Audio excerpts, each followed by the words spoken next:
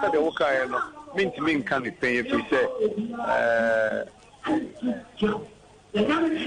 young fans to be now watching us here.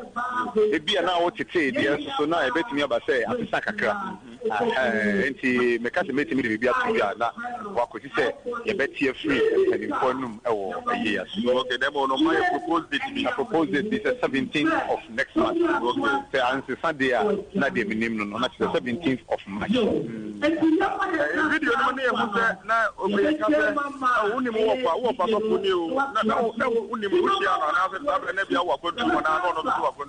ayo ya Ghana ya na me say sunya na me wo me ne Ebony mama le tiki ba enti mama ne be osumi mi unu de waba ye ne nyina kwa sorry enti anopa no ye wo na mama ne ka kire me say Ebony afre no say wa be dru sunya enti on prepare bibi emma nipa wo ne o munam enti na mama ne kwa nwanwa say anopa no mum na wate so be dru na so ba kra wa mo na mane that is it. Okay. You go say papa ne mama omo de na montare na ma fa de ne tuntum ni fita atse do ho. O me ma si chebe but na me nim ni say say bibi to sa mama ne papa no ya ta mo ye fita. Yo. And then so for that but me aba ye ne wo fa nimpon Reverend Ebenezer White na e di enkomo e a the proposed date no 17th of next month. Nemo no had the empany emfa into the announcer sebe ono wakoye abusua die ne be hu se anhwe ya sadate na na eba be true sana etie wa enti anka say unconfirmed. That's right, yanka na sa you. There were a lot of things that I thought that one he didn't he one was even at a point in time was evasive towards my questions, and that was not good. And I could have gone on and on and on. But remember that all the things that all of us do, we try to do it in the national interest. I cannot imagine that a special prosecutor will have everything that I, as a member of parliament, expect.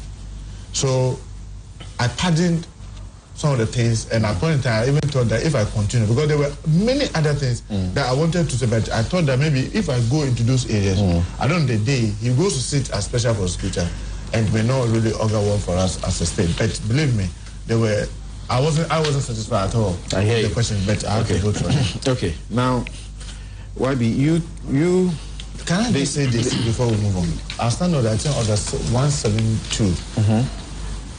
A lot of people think that, oh, this one is going to be a walkover in Parliament. You have already approved him. No, we have not. You know the interesting thing about our rules? I voted for him at the committee. I could come to the floor and vote against. Sure. Because now what we are going to do I'm playing now, the devil advocate. Provoking you to take what we are going to do, if you look at our standard orders, when it comes to appointments committee, we are 26 members. Once one person decides otherwise, you can only do that by secret ballot on the floor of Parliament. And you know what secret ballot can do? It can mean that all the 26 or 25 who voted for him could go to the floor and speak against him and vote against him. And the rules of the House allows you to change your mind between the committee and the floor. I'm not saying that that's what members will do. But most importantly, members should know the way they are saying, oh, unanimous. No, he has to go through voting, unfortunately, on the floor of the House. Yeah. And it has to be secret ballot. Maybe Tuesday, Wednesday. And it is my wish that secret ballot if somebody calls for it. Okay. No. So thank you. Let's have Bobby and someone also have his say. Now there's Mauli Kofi Biako who says, I guess from listening to Kwekubaku, he's suggesting that we may get a surprise that the deputy special prosecutor will be announced Arameyao announced.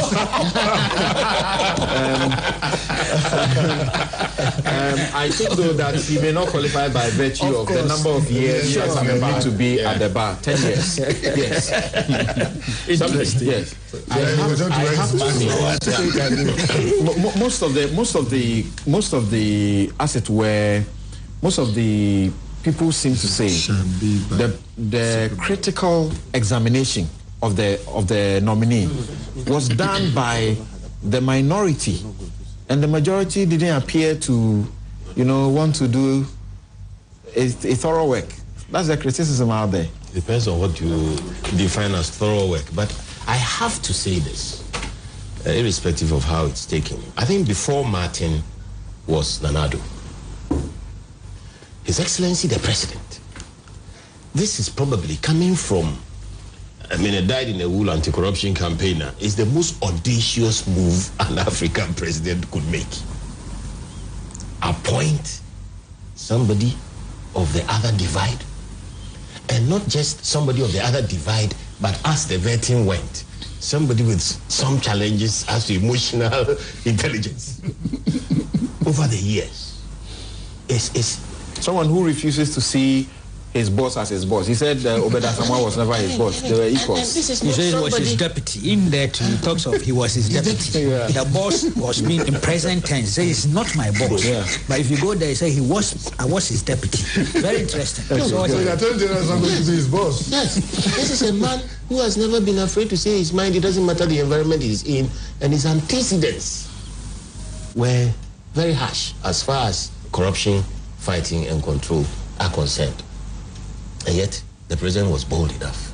And it's not as if he's met him behind closed doors or anything. And Marty himself said it, that he's spoken to the president probably twice on the phone since the nomination and all that, or even before the nomination, once before the nomination and after also. He's spoken to him on the phone twice. So, Nana Addo is going purely on the question of restoring trust in fighting corruption. Some of the people in the NPP, including those in parliament, say he will mess him up. Let me confess, on the day of the appointment, I had just walked out of a cash for seat sitting and spoken to the media.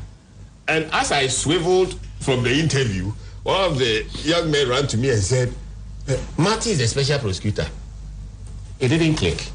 I was walking away. And then a young man said, oh, the president has nominated Marty Amidu as a special prosecutor. What do you say? I ran away from the mic. I see. I had to collect my thoughts. And what has the president done? That's what I thought. What has the president done?